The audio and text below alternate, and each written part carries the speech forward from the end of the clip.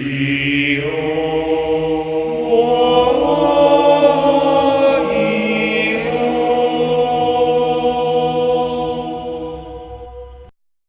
morning, YouTube, and today I have for you a level deck profile or Silent Magician Horus deck profile. Depends on what way you want to call it.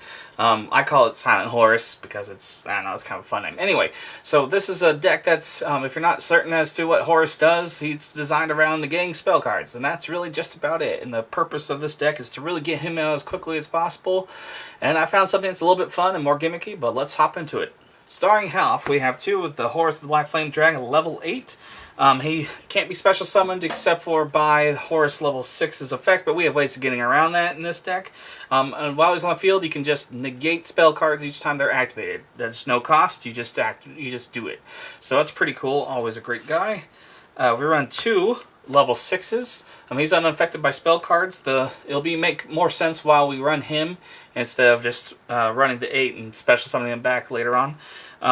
Whenever he destroys an opponent's monster by battle, you get a special summon a level 8 from the deck.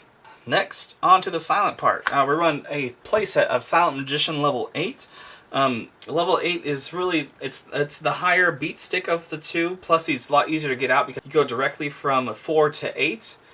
And so it's a lot nicer and easier to go into. Plus, it's unaffected by spell cards, and 3500 is nothing to complain about in terms of attacker. And we also play a playset of Silent Magician level 4. It just makes it a little bit easier to see. I used to run a lot of cards to let your opponent draw cards, just for the sake of getting this guy up to a higher spell counter count, but it's not really as necessary anymore because you're hopefully going to see your level ups pretty quick. And I run a playset of Silent Magician. She's really great because she's just an updated version of Silent Magician. Special summon her by tributing a spellcaster and send it to a graveyard. She gains 500 attack for each card in your hand, and when she's sent to the graveyard, you can special summon a Silent Magician from your deck. That's pretty fantastic. I run two Silent Paladins. She lets you search out your Silent Magician, as well as when she's sent to grave, you can add one from graveyard to hand. The problem is that she's a fairy, so she doesn't allow you to go for your Silent Magician, or if you're playing this Silent Swordsman, she doesn't allow you to go for that in terms of tributing the special summon, but she searches for one of your boss monsters of the deck, so I run her as two. So run two Performate Trick Clouds. This allows you to special summon out your Silent Magician with a lot less cost of having to actually normal summon your Silent Magician level 4. Plus it's recurable, it's a nice little defense, it's kind of gimmicky and has a little bit more versatility in this deck. Rounding off our monsters, we run a Maxi because consistency is something I'm really trying to focus on in this deck because it's a one-trick kind of pony. And so we run that just for consistency. Moving on to our spells, we run a playset of level modulation. For those of you who don't know, your opponent draws two cards, then he can special summon a level monster ignoring summoning conditions.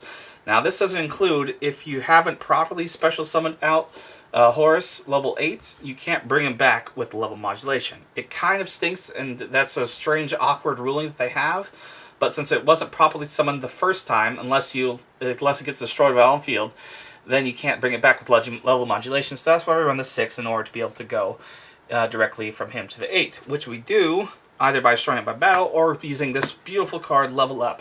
This instantly levels up any monster from your deck, ignoring the summoning conditions, and it's just all around great necessity in this kind of a deck.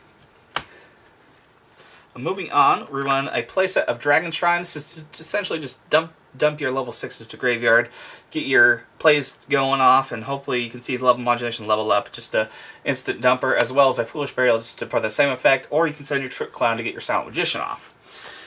Speaking of Silent Magician, we've won just two of Silent Burning. During the battle phase, if you control a Silent Magician monster and you have more cards in your hand than your opponent, you can activate this and draw until you both have 6 cards in your hand, which is pretty darn decent, except for the fact it gives your opponent advantage, but you know, that's not too bad. And you can banish it from your graveyard in order to add a Silent Magician from your deck to hand. Talking about that consistency, we run a playset of Hand Destruction. Now the nice part about this is if you have your level 6s that are a little bit unnecessary in your hand, or if you have a Trick Clown in hand, it's a little easier to discard that and get a little bit more consistency, as well as potentially messing with your opponents. So I like Hand Destruction as a playset in this kind of deck. What's more essential, of course, is the triple playset, just the playset of Pot of Desires. one Upstart Goblin, and one Day of Peace. You won't be... you'll have a lot of brick hands or a lot of times where you can't do anything with this kind of a deck, so I play 1 Day of Peace just for that little consistency.